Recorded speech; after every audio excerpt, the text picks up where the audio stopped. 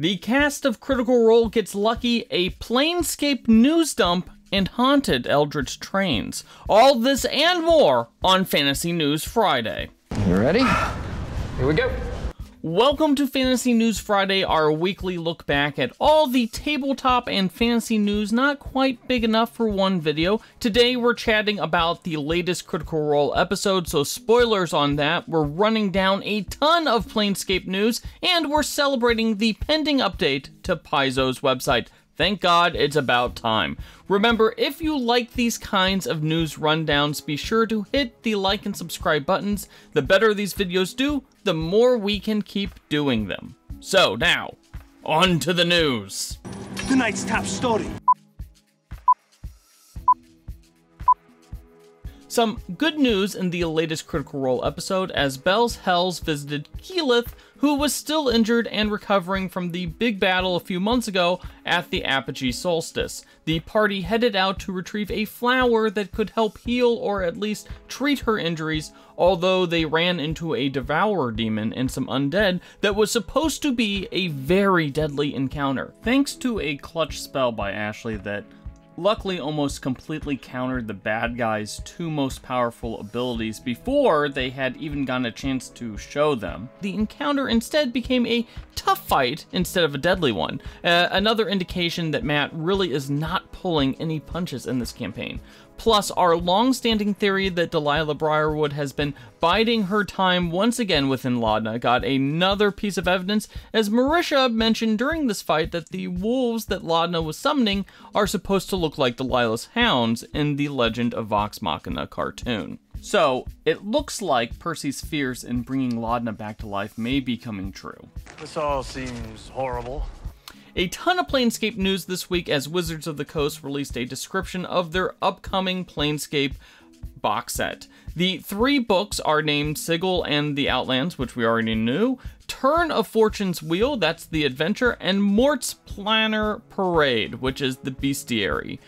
Turn of Future's Wheel is a level 3 through level 10 adventure with a jump at the end to level 17, which makes this the first time that Wizards of the Coast has made official Tier 4 adventure content in 5 years. Mort's Planner Parade has over 50 monsters in it, including time dragons, which are the most powerful dragon ever made for D&D and appeared in the very final issue of Dragon magazine way back in like 2007, I think. And finally, Sigil and the Outlands contains 2 new backgrounds and a handful of feats, but no new subclasses or races for players. We'll probably dig into that one in a video next week. Reality is often disappointing.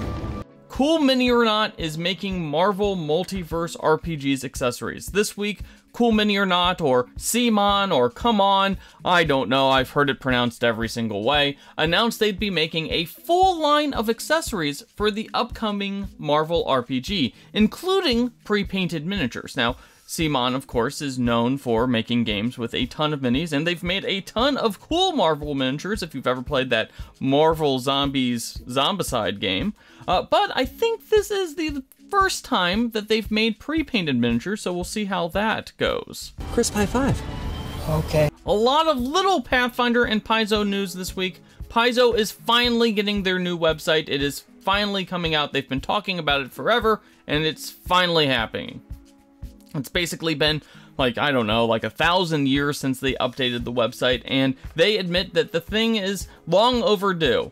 Now, also, due to the emergence of the Pathfinder Remaster project, which you remember they had to pull the trigger on since they're breaking off entirely from the OGL, the Lost Omens Tion Shaw character guide is getting pushed back to 2024, along with 2 Starfinder adventure paths. Also, Paizo is bringing back Pathfinder Tales with a new standalone novel coming out next year. So if you are a fan of fantasy novels and fantasy novels that tie into your favorite tabletop RPGs, that book's for you. Take a look, it's in a book.